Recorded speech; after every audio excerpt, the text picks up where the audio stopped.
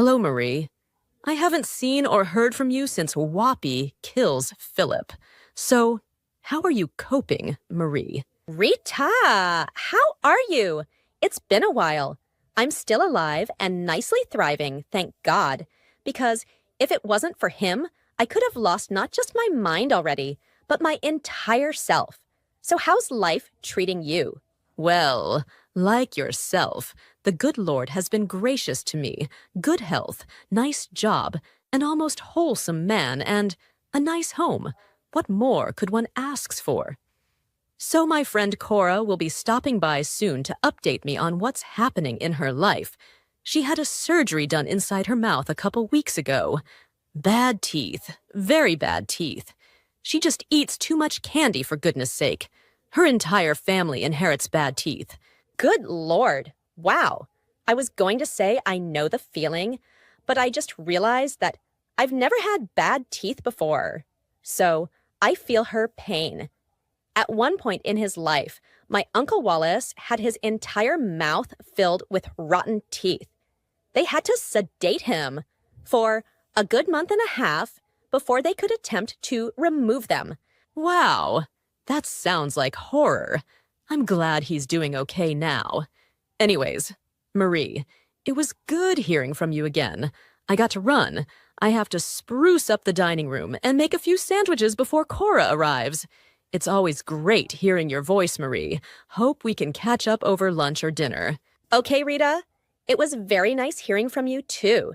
Thanks for calling, and yes, let's get together for lunch. Maybe at that new vegetarian restaurant. I heard the food is exquisite. Okay, sounds yummy. We'll talk to set up a date.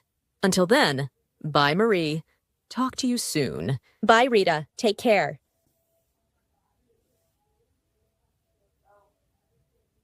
Hey, guys! Am I late? I just finished talking with Rita. She's doing well. She says her friend Cora is going to stop over at her house. They're going to catch up on their weekly gossip. That's good to know. We're also trying to catch up on our daily weekly gossip, too. So, Marie, Ava, have you guys heard the news about Miss Pointy?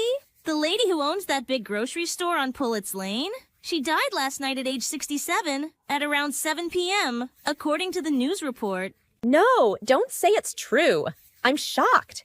How did that happen? She looked so young. I just saw her last Thursday when I stopped by to pick up a bottle of cooking oil. How awful. Miss Pointy, that's Denise's grandmother, my other friend from over on Pat's Lane, and according to her, her grandmother's death was caused by her neighbor, Mr. Tony. Guess it was an accident. Really? But how? What does Mr. Tony has to do with Mrs. Pointy's death? Did he shoot her or something? Because I still haven't heard all the details yet. Well, Jen, the police are still investigating her murder. So, we all have to wait until further details are available. Well, my friends, no need to wait for any news report. What do you both think you got Ava Dawn Anderson for? Just to look real pretty as she usually does? Hahaha, I'm not just a beauty queen, guys. I'm also an inquisitive investigator. I do hear things, you know me. Oh, okay, Ava. So, can we hear up the things also? What did you hear? Why, and how did Miss Pointy died? Will you spill the beans already? Yeah, how did she die, Ava? I'm very curious to hear, because I stopped by the store last Wednesday, very early in the morning, and she was in good spirit, chatting and laughing away with her customers. She never showed any signs of sickness or death. Okay, Jen, shush it. Just be calm. Stay quiet while I give you both the latest headline story. Okay, I'm also calm. I'm all ears. Let's hear it, Ava. Time to dish it. The dishes are clean and ready for service. Okay, so according to Denise, her grandmother was home that night watching her favorite cooking show at around 6:30-ish. It was a lovely evening with blue skies, beautiful white, fluffy, pillowy clouds, lots of sunshine with various birds chirping, flowers swaying along with the breeze, and... Ava, I thought you were giving us the update on the story about your friend Denise's grandmother. Instead, you're giving the weather updates. I don't want to hear about the weather. I know what the weather was like. I was out that day. Remember, Ava? Yeah, I agree with Marie, Ava. Could we please just skip the weather part and get to the part about how Miss Pointy died? You're killing me here. I don't have all day. Okay, Jen, you're always agreeing with everyone. Do you have a mind of your own? And if you don't want to sit and relax, the door can be unlocked and relocked after you. You're free to go. I'm sure Marie would like to hear how she died, right, Marie? Sure. I would like to hear Ava. Please. Let's leave Jennifer alone. And just get straight to the details. I'm with Jen on this. You're giving us way too much unnecessary info.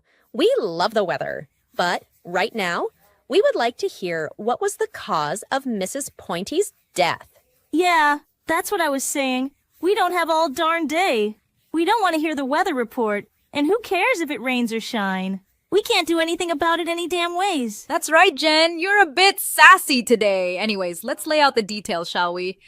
So, Denise told me that her grandmother was watching a favorite cooking show when all of a sudden her phone rang. Well, upon answering the phone, she learned that it was her old 96-year-old neighbor, Mr. Tony, calling to borrow a roll of toilet paper because he had just ran out while attending to his business, and that he would have given her back the following day after he went grocery shopping. Oh, I see. So, you're telling us that she died from a roll of toilet paper. Is that it? No wonder the news reporter couldn't tell the damn nation why a 60-plus-year-old healthy woman just dropped dead suddenly. Well, that's a tough kind of news to report to the people.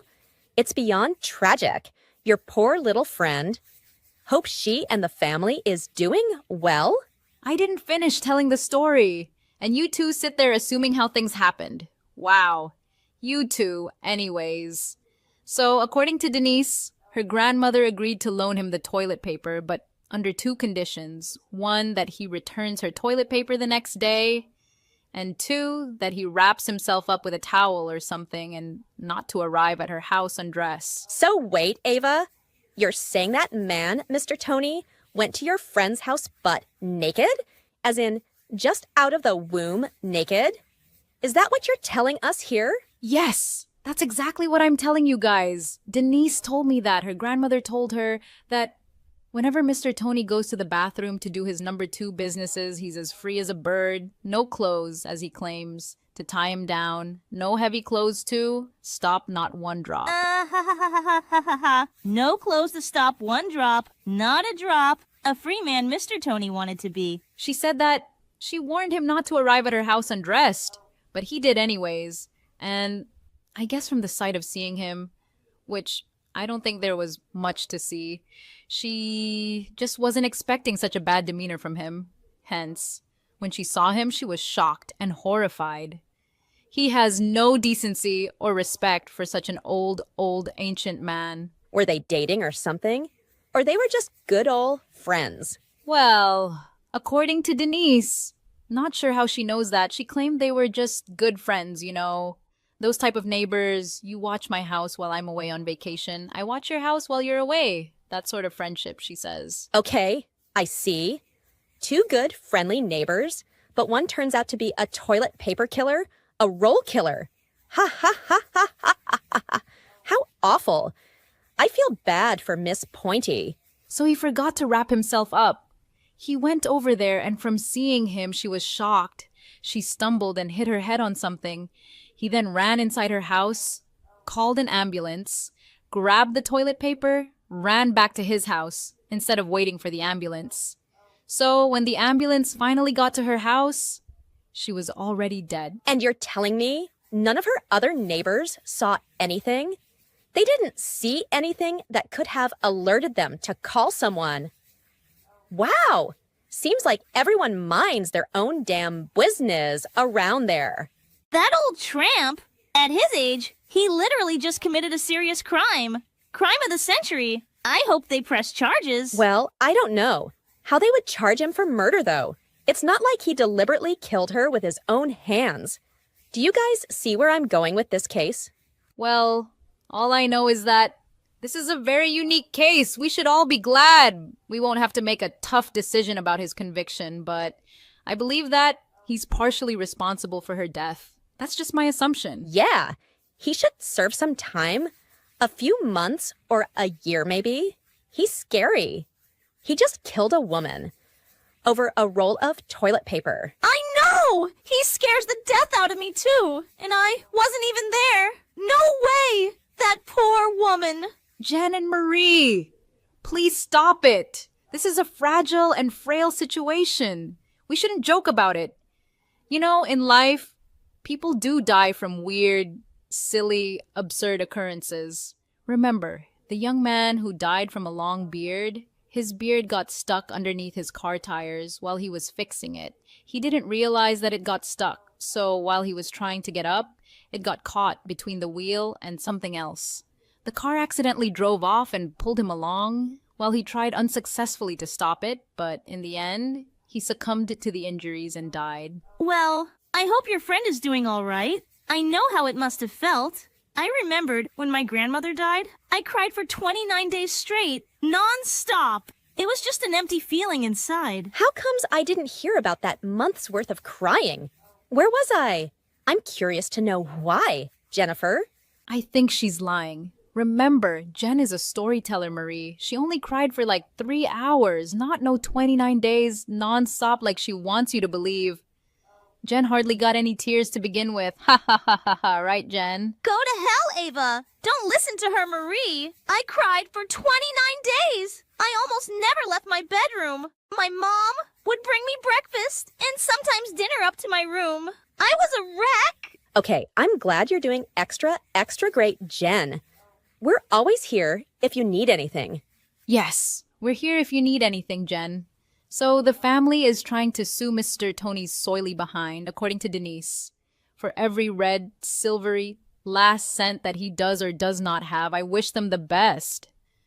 But as far as Denise and her family is concerned, they say that he doesn't even got dry poop left, much less money. Ha ha ha ha ha ha ha ha, Ava. That's a good one. Ha ha ha ha. Maybe he'll just run out of town. The family will get things done. Denise's dad is, or was, not sure if he's retired, a lawyer, so he knows what to do. It's just terrible the way she left them, just because of an old dirty man, that old meanie. Well, another one bites the dust. I hope he gets time. I feel sorry for him, because he's like that type of old dirty villain. But on the other hand, is he to be blamed? Oh, good Lord. Maybe he doesn't deserve a lifetime in jail. But he needs a little time. Maybe a year, or whatever the jury deliberates. Anyway, guys, that's the story on how Mrs. Pointy died. It's death from a roll of toilet paper by the hands of a 96, 97-year-old, unclothed, uncanny, unclean neighbor. I'll keep you both updated on what the family plans on doing next. So, until then, guys, I'll see you two besties soon. Yeah, that was too much for me. I'll see you guys too. Hopefully, we can go karaoke next week. Bye, guys. Yes, that would be lovely. I love that karaoke place. Their burgers are wow. And their cheesy fries. Okay, talk to you guys later. I say yes to that delicious burger. See you guys later. Ciao.